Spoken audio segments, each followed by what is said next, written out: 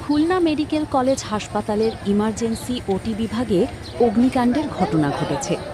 বুধবার সকাল ৬টার দিকে এই আগুনের সূত্রপাত হলে হাসপাতাল জুড়ে আতঙ্ক ছড়িয়ে পড়ে। আগুন নিয়ন্ত্রণে ফায়ার সার্ভিসের ১০টি ইউনিট প্রায় ১ ঘন্টা চেষ্টা চালিয়ে পরিস্থিতি নিয়ন্ত্রণে আনে।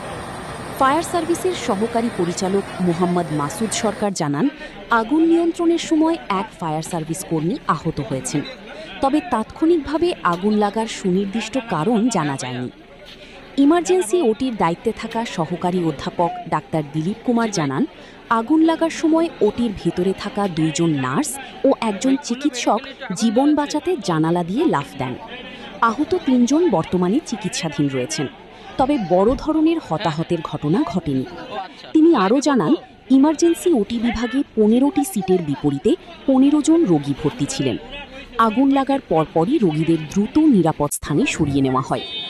অগ্নিকাণ্ডের ঘটনায় হাসপাতালের রোগী ও স্বজনদের মধ্যে আতঙ্ক ছড়িয়ে পড়ে। অনেক স্বজন আতঙ্কী রোগীদের খুলনা মেডিকেল কলেজ হাসপাতাল থেকে খুলনার বিভিন্ন হাসপাতালে নিয়ে যান।